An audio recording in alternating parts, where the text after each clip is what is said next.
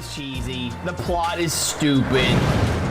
I'm sorry, the plot is bad. That's a little opening. Do, do, do, do. Do, do, do, do, do, do, do. Hello, everyone. Welcome to what might be the most special ARG Presents of all times. Please, I beseech you, grab hold of the volume control in your car or on your computer. Wherever you're listening now, turn that sucker up to 10 and then break the knob off because we need you at full power today as we take a look at the glorious show and game Captain Power. Yes. My name is Amigo Aaron, the Captain Power of this joint, joined by 1/3 Impulse Power, a.k.a. the Brent. Brent, have you ever been more excited for anything in your life, including the birth of kids or marriages? Yes. Or where does this rank? 7th. Good enough. That's pretty high for a full lifetime of experiences. We're so happy you could join us today on ARG Presents because last week we spun the wheel and we made one of the most exciting deals I've ever been a part of, suggested by John Bodovkar-Scholler, the one and only.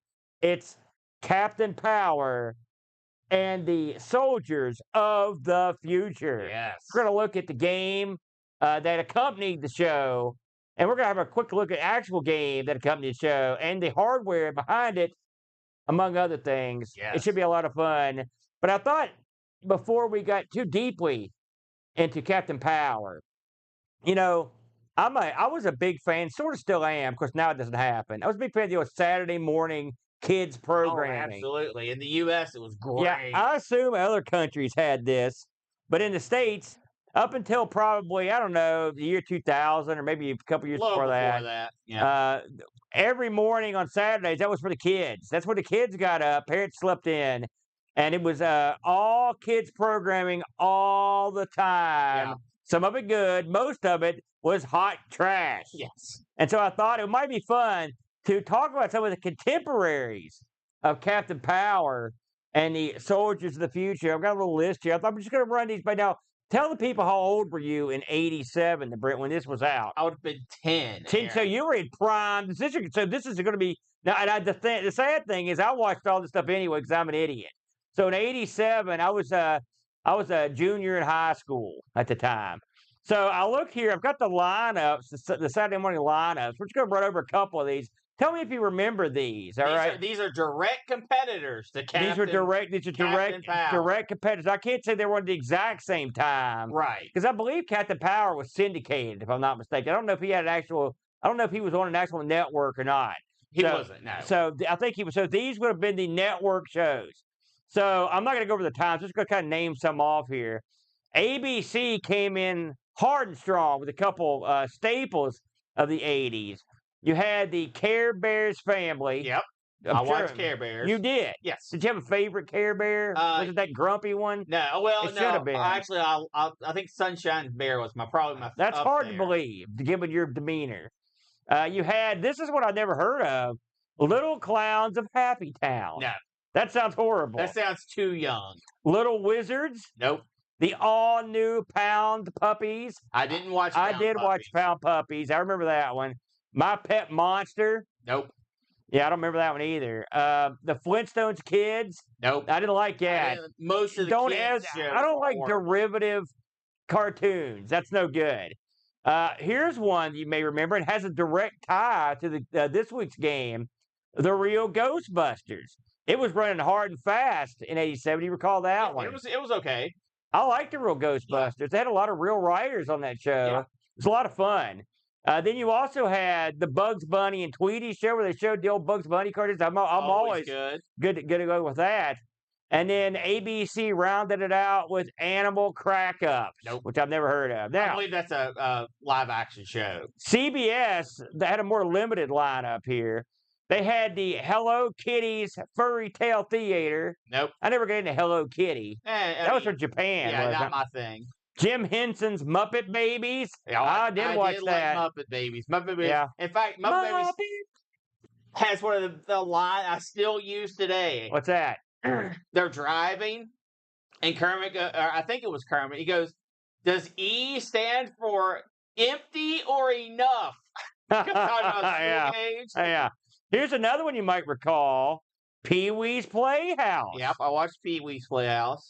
You've got the Mighty Mouse: The New Adventures. Didn't watch Again, that. here's another one. If you're not going to watch the original Mighty Mouse, I'd steer clear. And even those weren't great.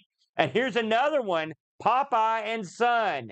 Nope. No, go back to the original Popeyes. If he's not stammering to himself, Well, those are the ones you want to watch. you couldn't take 60s Popeye and put him in the 80s. Here's a wacky pair: Teen Wolf, the cartoon, based on the movie. Did you ever see the movie? I did. And not a fan of the cartoon. And then Dennis the Menace, the cartoon, which I did like this. I thought it was pretty good. Either. I grew up on the because Dennis the Menace was like the trademarked cartoon for like Dairy Queen. So I used to get all the Dennis the Menace stuff on the cups and stuff. And then CBS rounded out with the CBS Story Break, Kids Video, and Galaxy High. I don't know nothing on those. Now, not to be outdone, here comes NBC. All right, here's the NBC lineup. The Adventures of the Gummy Bears. I know people love the opening theme of that show for sure. They're big fans. Didn't watch the Gummies, Well, I did you? enjoy Gummy Bears. I never watched the show. Here's a staple of Saturday morning. I mean, for probably a decade or more. The Smurfs. Still on in 87. Yeah, I watched Smurfs.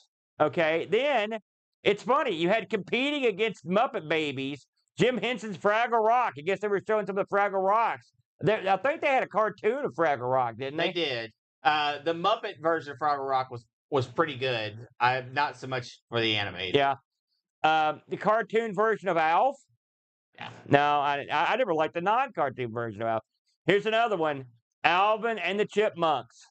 Yeah, I watched that. Yeah, I figured that because you remind me of Alvin. Here's one that I never understood how this got made. I've never understood how this comic stayed around. This is one that's baffled me. And then they remade it as a drama, and I was even more baffled.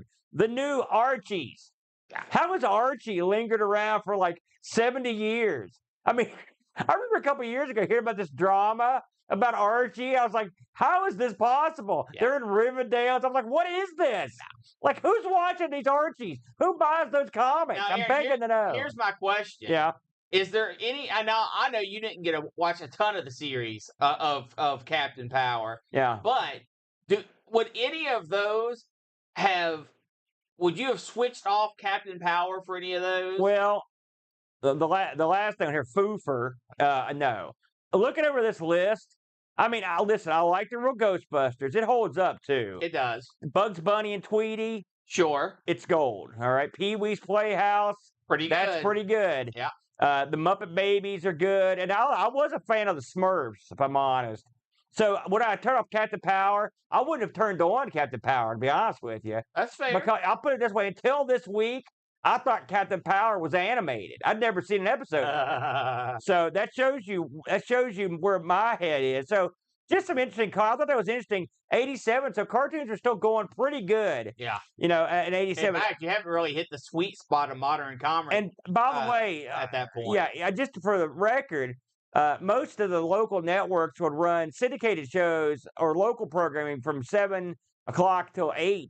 And then from 8 to 12:30, that's how long these. So you've got the entire morning all the way up, and it was always sad when they also put the lamer cartoons on later in the day. Yes. Yeah. So once you got past noon, the duds were coming out. Well, usually 10:30 it started to take a dip. So with all that said, Brent, it's a good lead up to what we're talking about, and we're talking about the old Captain Power. Now, yes, we're going to do something we never do. And like literally never. We're going to do a live demonstration. Before we get too far into this, I'm going to take this out of the box. Do you want to take it out of the box while I talk about the show? Go ahead. I'm going to talk about the show a little bit. Okay.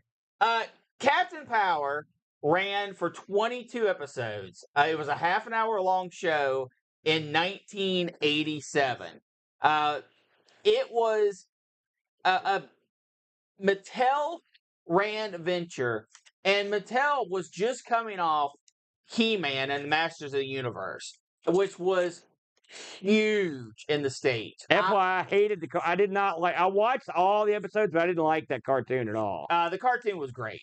They were all on steroids, every one of them. Anyway, stop Bigfoot. It was not only a commercial success on the television, it was a toy juggernaut.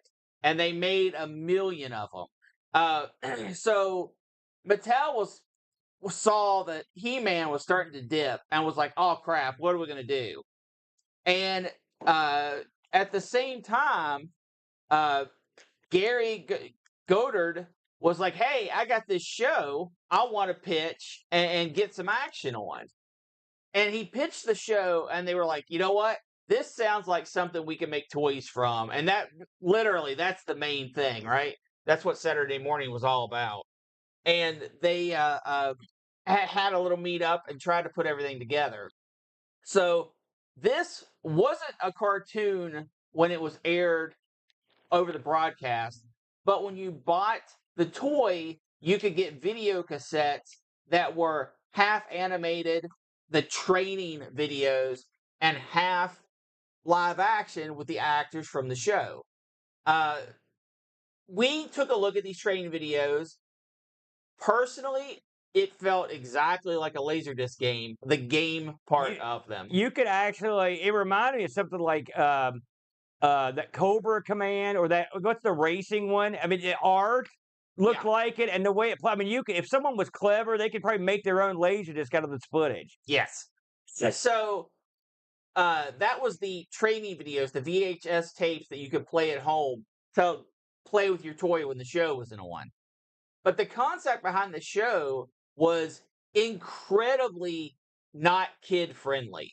And what I mean by that is that, unlike something like Batman the Animated Series that took adult concepts and they didn't dumb them down for kids, but they made them kid accessible. They tried to sort of homogenize them, right, with limited results. This was over the top sci-fi, definitely aimed towards, at best, young adults, and at worst, just straight up adults.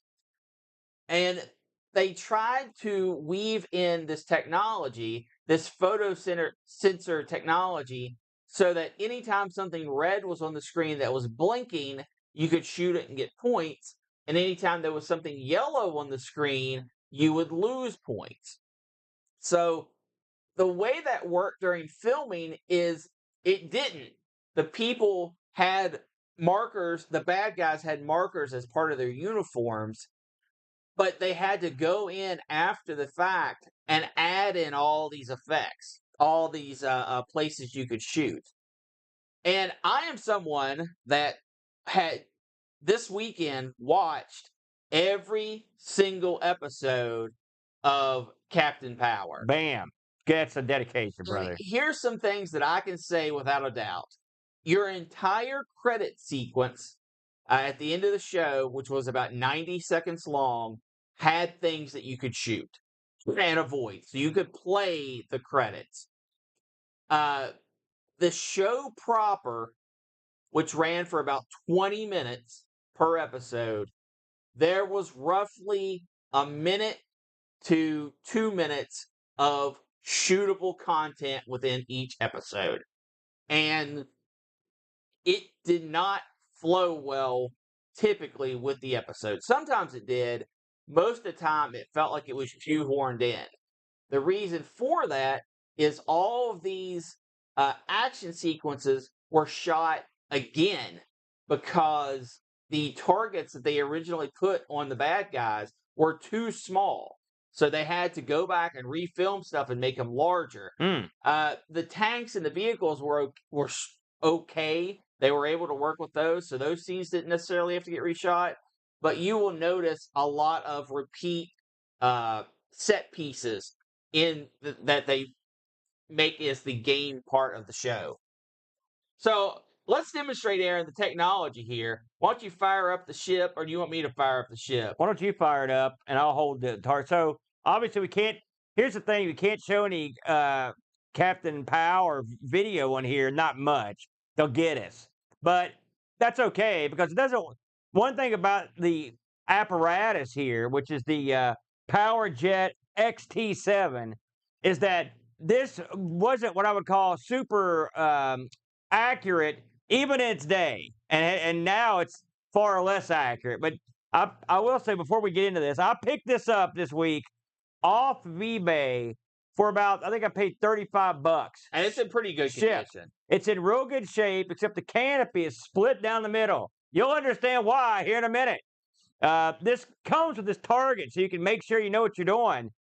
This is a little thing you can sort of bend it to stand up, but this one's never been bent.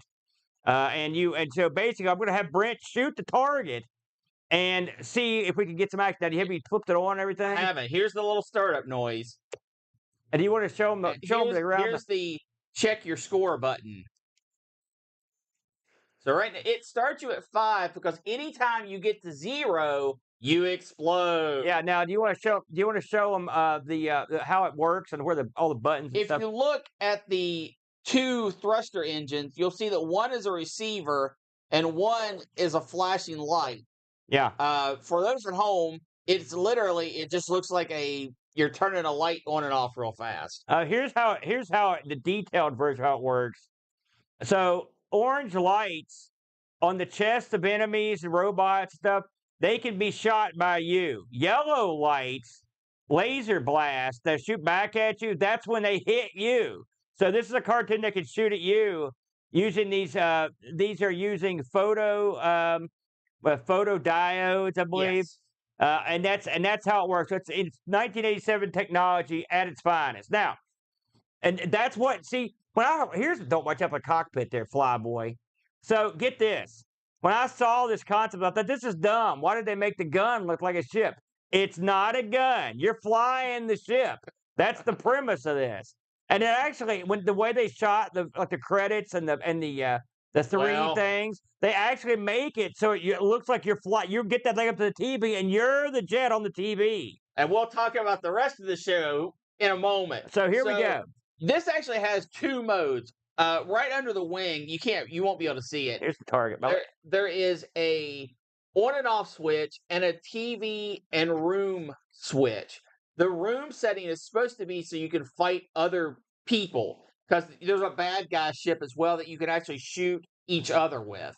Yeah, and we'll talk about that. That's the bad guy ship. He's not going to attempt to shoot this target. So we're going to try to make it explode. Oh, see, I just took a hit.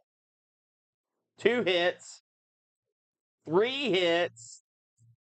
Now hit the hit points button or the points button. So how many health do I have left?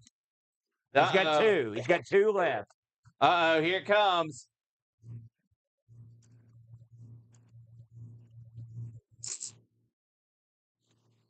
And if I was holding it level, this flies across the room in spectacular Rearm it. fashion. Let me try it. Rearm it real quick. We'll try it one more time. Now, so for those that were listening at home or listening in your car or whatever, Brent is shooting the light. He's actually shooting the weapon at a little cardboard target I'm holding that has a reflective strip on it. All right. Now I got better chance at it than you do. You get that noise. Oh! There you go. Now you can see why this thing was split down the middle. Oh, that cockpit might be gone forever. And we'll get it later. So that is your power jet, and that's how it works. Now, I know what you're thinking. That looks awesome. it is awesome. And for demonstration purposes, it is. The explosion effect and ejecting your guy out of the scene, first of all, when you're actually watching the show, this would almost never have happened. The reason why is you start with 5 points. And every time you shoot a red thing, you gain a point, which also means you're gaining a piece of life. There are not enough yellow scenes in the show that you have any risk of dying unless that is your objective. So the ejecting cockpit looks great, right? It's a great effect. It would have almost certainly never came up in actual gameplay, which is unfortunate. Now, when you're fighting each other, I think that's really what that's there for. When you're fighting player versus player and 2 people have ships, I think that's more what the ejection seat was there for. Yeah. But during the show, you would have probably never seen that happen. Let's get into the show proper a little bit, and then we'll kind of circle back around to the gameplay. Sure. So in the show, You are. Well, let me get through the credits here. Before you get deep into it. all right. I know you hate that stuff, but people want to know. So again, this is Captain Power and Soldiers of the Future from '87, created by. So get this. I thought this you might find his history. Created by Gary Goddard, as you mentioned. He is mostly known for creating dark rides and 3D shows for like amusement parks. And he also does. He-Man. He does have the one directorial credit for Masters of the Universe. That horrible, horrible film. Yes. So he should probably stick to dark rides. It was also co-created by Tony Christopher, and by the way, both these guys also had stuff on Broadway that had success, believe it or not. Tony Christopher also did amusement park stuff. That's it. I mean, a lot of stuff. I was surprised how much amusement park stuff they did. This was developed by a guy named Marc Scott Zicree. I know this guy very well because Marc Scott Zicree was the author of the Twilight Zone Companion, which is like the Bible for Twilight Zone fans, the original show. I hear him all the time on his podcast I listen to because he's one of the big movers and shakers in the Twilight Zone world. He also has written for, now get this, he wrote for Star Trek Next Generation, Deep Space Nine, The New Twilight Zone, B5, Beauty and the Beast, Forever Night, Sliders, Friday the 13th, the series, Liberty Kids, Super Friends, He-Man, Real Ghostbusters, The Smurfs. He did a ton of writing. So this guy's done almost all of his stuff I like. So yeah. Zicree, he's a mover and a shaker. And he's also got a new show he kickstarted that was one of the most successful Kickstarters of all time. It's not that new anymore. So a pretty big deal. Just a quick rundown of who's in the show. The cast is fairly limited. You got Jim Dunnigan, who plays Captain Power. So get this. Jim, he means Tim. No, I said Tim. Oh, sorry. Tim. So get this. If you ever watched the A-Team, I never knew this, everybody. Captain Power was the original face on the A-Team pilot. And apparently they moved him out of there to the guy that actually played face, which was Dirk Benedict, because they said that Tim Dunnigan looked too young to be the face man. So, but think about that. His life would have changed dramatically if he got in that role. Peter McNeil played Major Hawk. All these people in this show have done tons of TV and film work, too much to mention. Sven Thorson played Lieutenant Tank. Maurice Dean Witt played Sergeant Robert Scout Baker. Jessica Steen played Jennifer, the pilot, Chase. And lastly, playing the part of Lord Dread, David Hemblin. This guy did a ton of stuff, including being the voice of.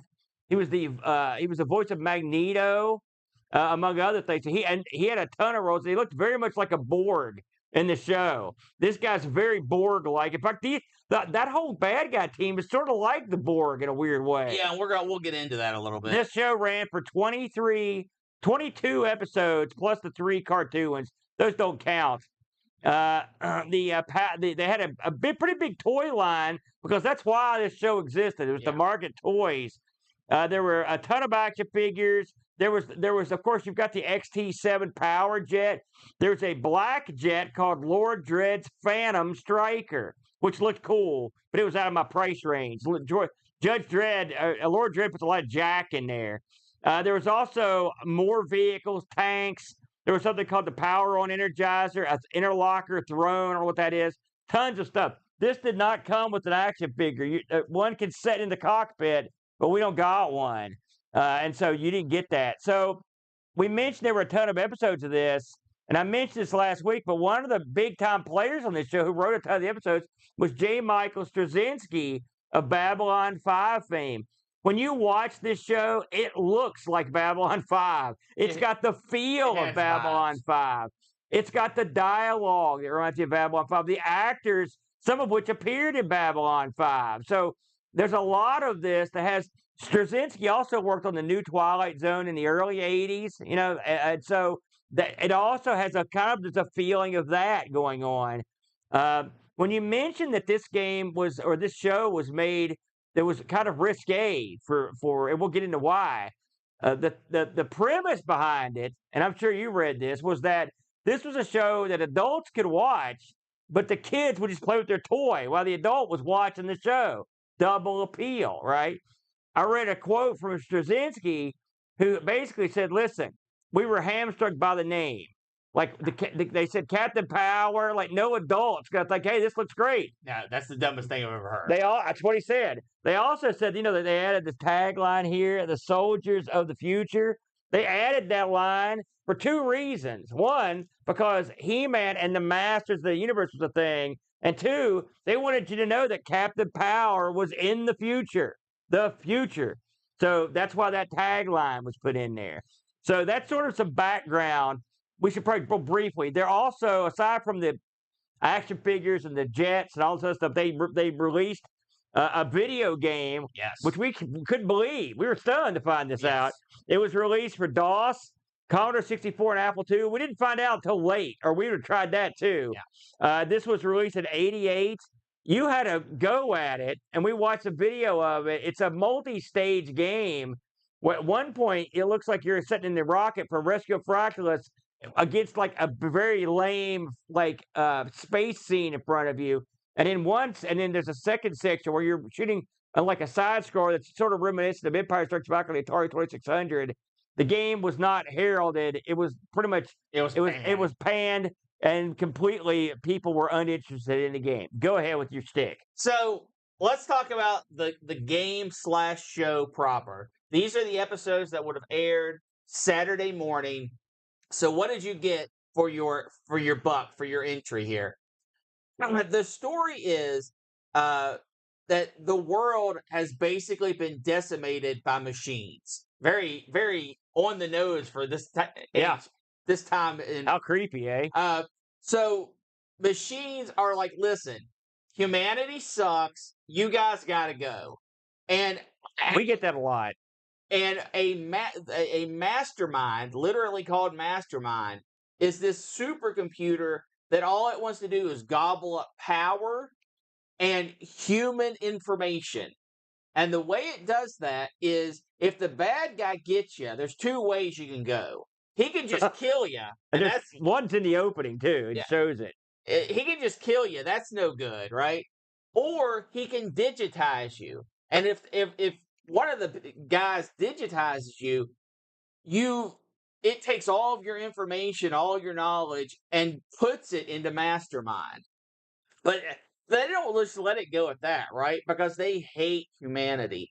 So while you're digitized inside of Mastermind, he's sitting there feeding you feelings of complete dread, nightmares, pain sensor overload. So while you no longer exist in a physical form, your mind or your spirit or your soul, however you want to look at it, is forever being tortured. That's hardcore.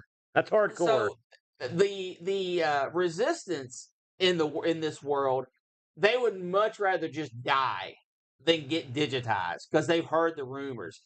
And once you've been digitized, Mastermind can actually take you back out and reform your physical body, right? And torture you some more.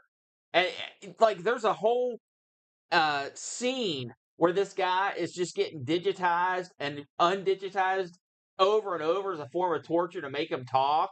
It's brutal. Like, it's not visually brutal. It's just like they kind of scramble, sort of like a transporter, like from Star Trek, and then they're there, and then they transport out. But what they're actually doing to the guy is just, and they describe it, all this torturous things that's happening to him. You don't want to get digitized. Lord Dredd doesn't screw around. Oh well, Lord. He's I mean, he's an interesting cat because of the origin episode. But I mean, he doesn't screw around, and he looks intimidating too. He does not look like a guy you want to mess with. For a tubby guy, he really does. Yeah, that's the way I am. So you have Captain Power, right? Most of humanity isn't trying to fight back. They're too beat down. They're just worried about living. Yeah, because like tons of city stuff have been destroyed. Yeah, they're just worried about living for tomorrow. Yeah. Right. So a lot of your people are just trying to run away from the bad guys. Well, there's a few resistant groups, and Captain Power is sort of like the mega one, because to get into the situation they got into when the world fell, they had already had secret bases and laboratories and knowledge and power suits all that was already done, and it didn't get wiped out because it was hidden away. So each member of your crew has like a special power, like something they're really good with, just like a video game. It's sort of like in their name. You can sort of tell. Well, some of them are. Captain Power, he's a leader and a real crack shot. Matthew Hawk is a air pilot because his suit actually has wings. He can fly. Yeah, he can fly. Almost all of them have flight capabilities, either through hovercrafts or ships. Right, but he flies but like his Superman. Suit Yeah. actually has wings. The actor said he loved that, by the way. Just thought I'd throw that in there. You have Tank, Yeah. who is your heavy weapons guy and can take a lot of damage. He's got a big old suit wearing. You've got Scout, who can use holograms to look like different things, so he blends in with the bad guys. You've got Pilot, who's the woman. That's the least imaginative name. Well, these are all their nicknames. Yeah. She actually flies the main ship. Yeah, the drop ship. Like and then you've got Dread, who his evil power is he's connected with Mastermind. So that's in a Borg-like way. We're going to get to all that. So the show is just Captain Power saving people, trying to blow up things of Dr. Dread's to get a tactical advantage. And the bad guy is just trying to feed all this power in to do things. Dread has, at the beginning of the show, Dread has one superpower soldier who, if you've seen Starscream from Transformers, he has that kind of vibe. He kind of looks like a pterodactyl with legs, and he's a computer-generated guy. Yeah, and he has his arm is a digitizer, so he's sort of your tank, your big boss. Yeah. And you can't kill him; he always regenerates. And then you've got I cannot remember the name of the other guy, but halfway through the show, they make another big bad, and he's a more of a brute type guy. He can't fly, but he's real strong and tough. So the episodes of this range from like dark and dreary and depressing to oh my god, oh my god, oh my god, because the tones that they get into this, it's betrayal, it is trickery, torture, death, every single scene. Yeah. They talk about past girlfriends and boyfriends hooking up with them occasionally. They'll mention that. There's an occasional cuss word. The bad guys are robots, right? It's one of those things, Teenage Mutant Ninja Turtle Foot Clan wise. Yeah. And they will behead the robots almost every episode. There's at least one beheaded robot. That's how you take care of them guys. While there's not a lot of blood, there is actual blood in a kid's show. Now, you watched the whole run. Yes. I read that, so JMS really took control of the plot. They said it starts to change dramatically in episode 12. All right, now I flipped through and watched a little bit of a lot of episodes. I will say, like, for example, the first couple, you don't really get the full vibe before the show is going. Because, like, the first one, they'd blow up Dread's, like, facility. Yeah. He's not happy, but he's got an overarching plan. And the way he talks, like, how much of the suspect? They're like 7%. He's like, okay, that won't stop Operation, like, Scumbag. Phoenix. And so... But he's a calculated guy. He's not happy. He's not emotionless, but he's got a bigger picture in his mind. And that's sort of an overarching plot. Like, he's got something going on. Right. And the Borg aspect, like you mentioned, he does look like a Borg. Half of his face is robotic. And Mastermind doesn't want him to have emotions. The whole Vulcan thing, right? No emotions. No highs, no lows. Just be calculating. The MTV generation. And the whole plot of the bad guys are, yes, they want to kill all the humans, but they also want to digitize them to feed Mastermind. So Project Phoenix, I'm going to ruin a little bit of the show. Spoiler alert. So, Spoiler alert. 10-second mute if you want to not be spoiled at all. The Phoenix Project is solely made to digitize all of humanity with a big space digitizer. That's all we'll say about that. So you're good to come back in if you muted. The game elements, right? So they filmed all these scenes, very adult-themed scenes, and then they have a battle on every episode. And the battles have your flashing things that you're supposed to shoot. Like I said, they're from about 1 to 2 minutes per episode, not counting the credits. And it does mean that every episode has an action set piece, which is kind of fun, although it does drag when you watch 22 episodes in a row. But they feel shoehorned in about half the time. Thing two, this must have been an editing nightmare. And I looked up the editor for this, and I remember his name because it's real easy to remember. The editor for this was Robert Dowdy. Oh, wow. So, Some of our people. Yeah, probably not. So, everything is abrupt. When you go into a fight scene, it's an abrupt. When the episode ends, I mean, it's your classic layout. You have a problem, hero overcomes the problem, resolution. The resolution on any given episode is never more than a minute long. It is just problem solved. We don't got anything else to talk about here. Let's move on. It's an episodic show, so you have to watch them all to follow the plot.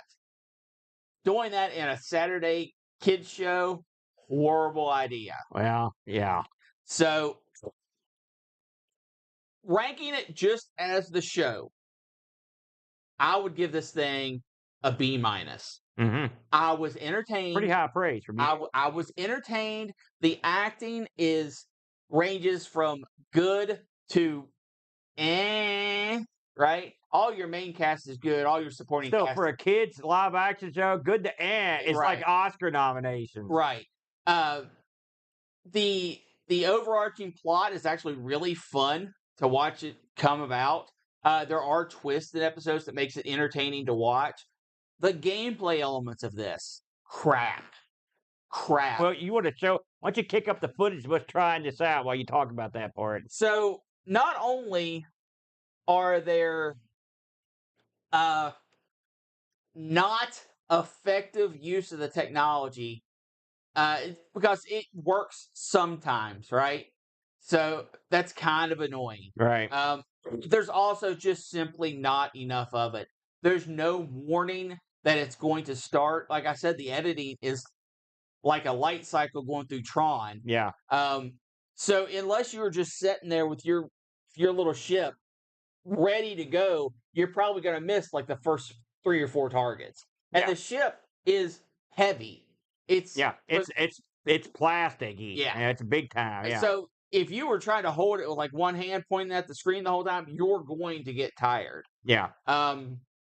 Also, the technology is just not there. Even back in the day, this is what was it was renowned.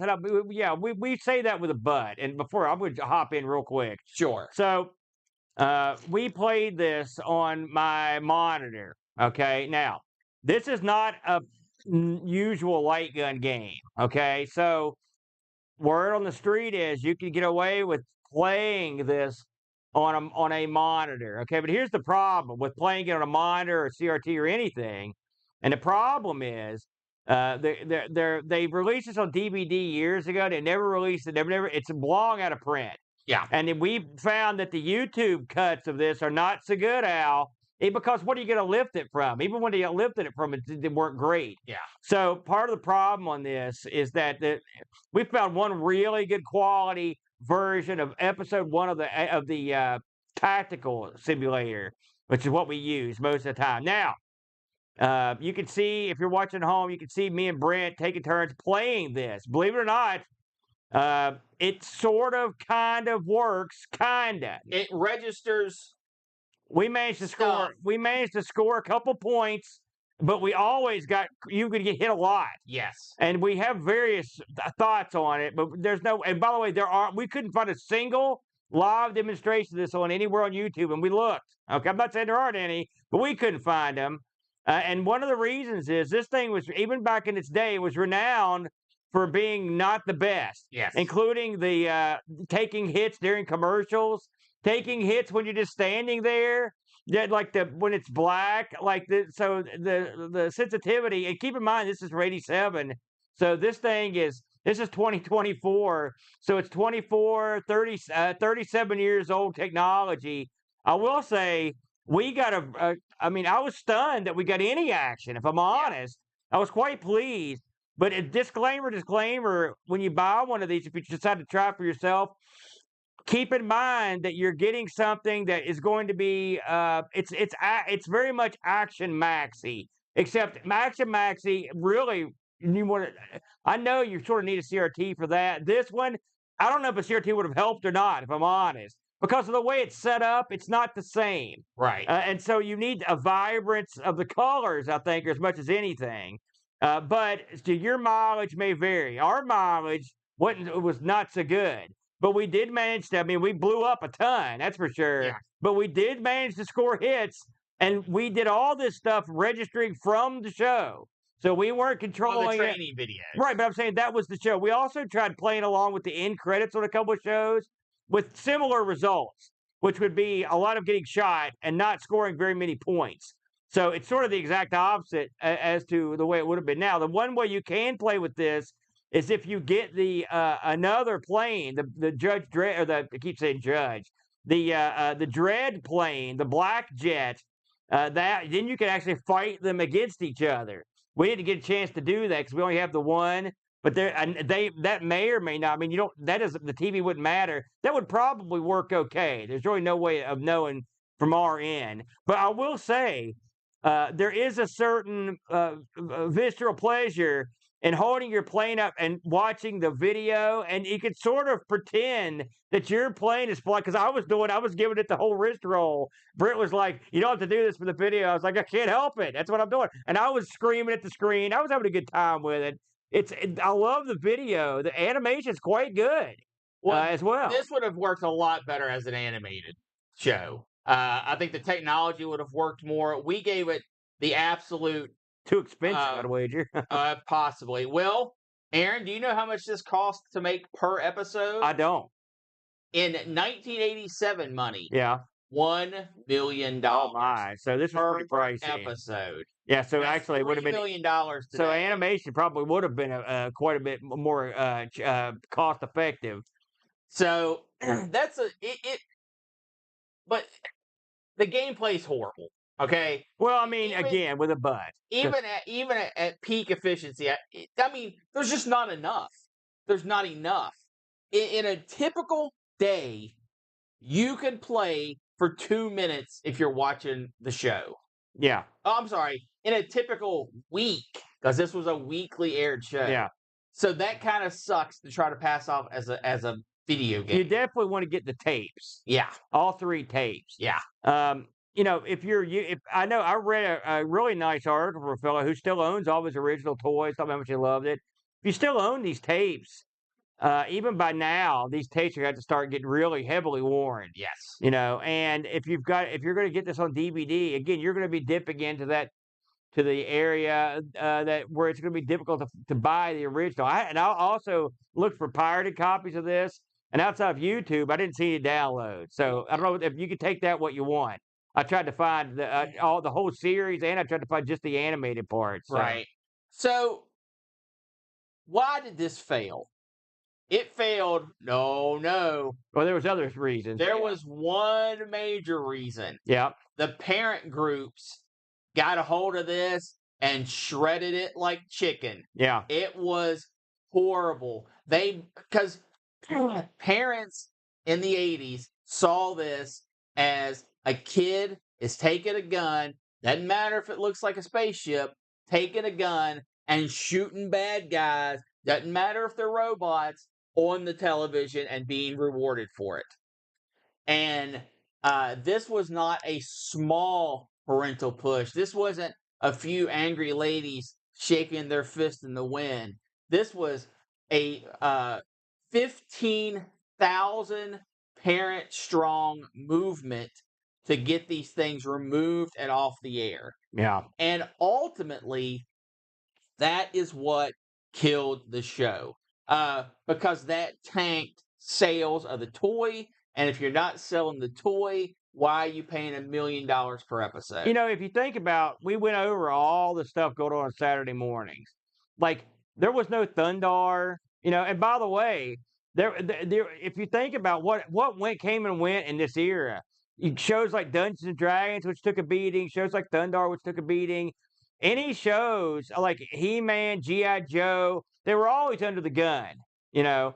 And this is another one. I read that even the people that make the show, they reach out to the people that were in the lead of some of these organizations that were after the police. Can we show you an episode? Can we explain? They wouldn't even watch an episode. They just knew it was bad and they were going to work on it. I am not a prune for this kind of stuff. I think that you have to judge your child's capability to what they're ready for. Yeah. And I truly feel that way in all aspects, not video games, movies, walking alone at the mall, the whole 9 yards.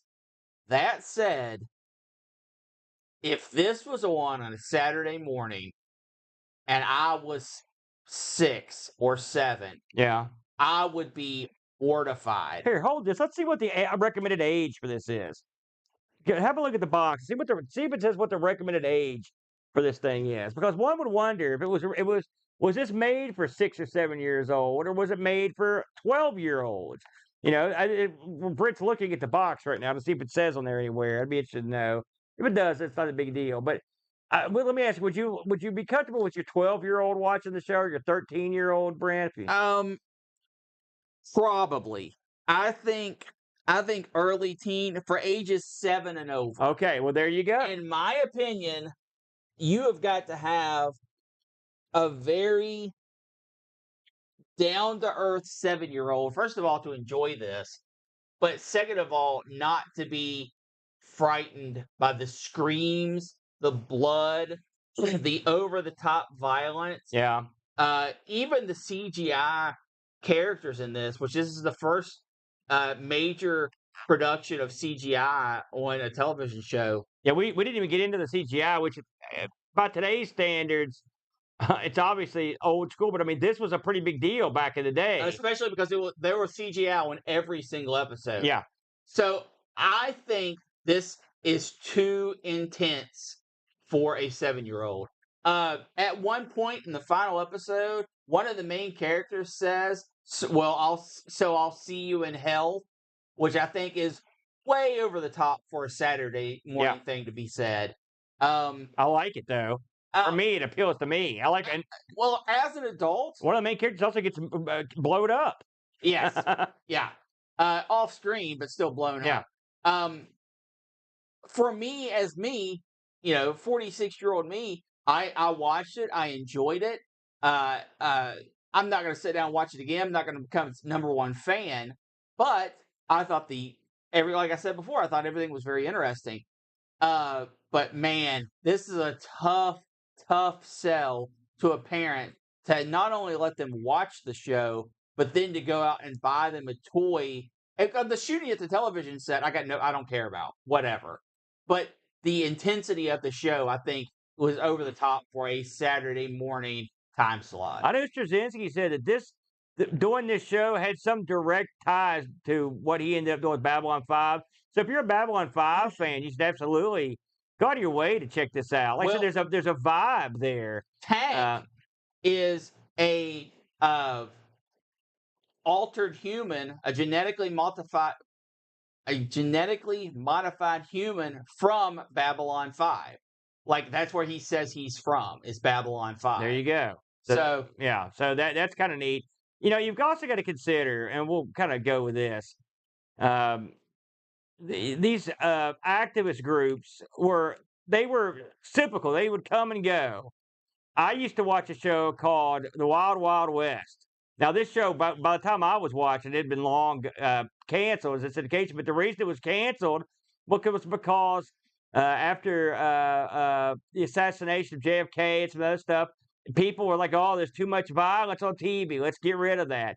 Then, if you flash forward to the era of the late '80s, early '90s, you had plenty of shows that got the axe, much like Captain Power, much like stuff like Thundar, which they were always on, even stuff like Friday 13th the series or Freddy's Night. This stuff they like Friday 13th the series came on in '87, ran until '90, and it was also canceled, not because of ratings. It was because people they had been deemed too violent, and they had activist groups on To them. be fair, that's not a kids show, though. No, but I'm just saying it didn't just stop with kids shows. Yes, It agreed. ranged up and down the dial. Yes. If you listen to those cartoons we named off, they're all so spongy and Sweetie Pie. I mean, you could say maybe Pee Wee's Big Adventure got a little goofy sometimes. I'll give you that one. But the rest of them were nothing edgy at all. I agree. You know, when I grew up, you got the Herculoids and you got Space Ghosts. I mean, there was stuff going on. Battles that were, cartoon violence. right? Yeah, and even live action about like Land of the Lost and stuff. There was stuff going on but they didn't want that, and so did it help anybody? Who knows in the long run? But it hurt a lot of shows, and Captain Power was definitely affected by it. Absolutely. So to shut the door on this, should fans run out, bootleg the videotape and buy the toys and go home and play it today? Well, as one of our Discord members, Pajako, tried, he ran out and bought one of the jets and did not have the same amount of luck that we did. Unfortunately, his came damaged and not working at all. Yeah. Pajako is super handy. He's working on it. But good luck, pal. I will say there's a ton of these for sale, but a lot of them are like, haven't tested. I made sure the one we bought said it was thoroughly tested. And I was like, okay, then I'm going to buy it. Yeah. And so you could pay a little more. And I also want to want the box because I didn't want the jet to set out, unprotected. We didn't get any reviews for the obvious reason. This is a tough game to review, Brent, but even we had trouble. But I will say Love Terminator had a quick note, which reads, I can't write a review about the Captain Power game, but I do remember the TV show well from my childhood. The early 3D graphics were awesome back then, and I didn't even know it was a game at the time, which I bet that happened a lot. Yeah. Because it really doesn't, there's nothing that says, like, turn on your space jet now. Right. There were sections that had blinking yellow rectangles, but I thought those were normal sci-fi effects. So there you go. Something low there for Love Terminator. I really enjoyed Captain Power and the Soldier of the Future. A lot of fun. I'm going to go back and watch the whole show, too. I didn't get to watch it all like you did. I just watched a couple episodes. You'll be entertained. But I'm sure I will. But you know what else is entertaining, Brent? What's that? It's the wheel. Oh, grab that wheel, Aaron. You get that. Let's move it along, Joe. It's time for the wheel, everybody. And this week, we've added a few pieces here, if I'll go into, if I may. First, we've added games that were ahead of their time from Chartel. Games that were ahead of their time, and then we've also added the Amstrad CPC. We've never had a bad Amstrad game, Brent. I don't think not a single one. Fired up. That's not to say there aren't bad ones out there. Well, or we won't pick bad ones. We'll pick bad things or good things. Here we go. Round and round she goes. And where she stops, nobody knows. And we've got, what do we get to, Brent? It looks like we will be doing this. The winner is Mego Minivid Handheld. My God, 2 in a row from John Bodekar Schaller. What is the fix in on this? The Mega Minivid Handheld. I've never heard of this. I think Boat just went to some sort of machine random naming device and pulled that out. The Mega... He's just trying to spend Patreon money. It's the Mego Mini Vid Handheld. Now, I'm going to get into it, the Brent. That's in 2 weeks, by the way. Brent, this is episode 298. Yes. Of ARG Presents. Why don't you talk to the fine people? Because we've got a pretty big number coming up that we actually sort of care about. Give them the scoop. We are going to try to do something a little fancy, a little extra for episode 300. We're still putting some things together. but it's not going to be an episode you're going to want to miss. We're definitely going to do things that you don't expect. Wouldn't you agree, Aaron, on that Well, point? I guess because I don't know what to expect because you haven't told me anything. Much like all of our Boat Fest events, Well, I have no idea what you've got in mind. this But I'm is looking. definitely going to be a party. It's definitely going to be a look back at the 300 episodes that we have done on ARG, all the way from 1 through 15 with John and 16 through 300 with me, and Aaron being, of course, on both.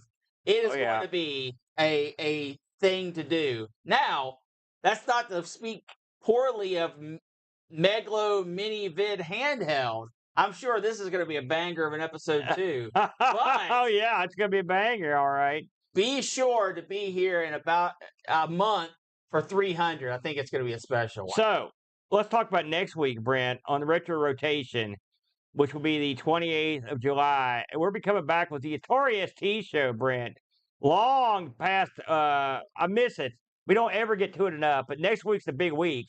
The people in the game selection committee have spoken, and we're going to be playing the Atari ST version of Sid Meier's Pirates. Now, we played Sid Meier's Pirates on the Amigos a couple years ago, and it's one of the biggest regrets I have in all the shows we ever did. I think of the ones that I had no clue, and this is one I was baffled as I played this game. I had no idea what I was talking about. I tried my best, but I just couldn't grasp it. So I'm actually happy this is coming up. This is a chance to redeem Redemption myself arc. in front of the world. We'll be playing next week. We'll be playing Sid Meier's Pirates. And then we'll see what the ST can do with Sid Meier's Pirates on this one. Absolutely. I think that's all we got. You got anything you want to talk about before we head out? Nope. All right. We will see you next week for Sid Meier's Pirates, the Atari ST show. Until then, aim high and aim with power.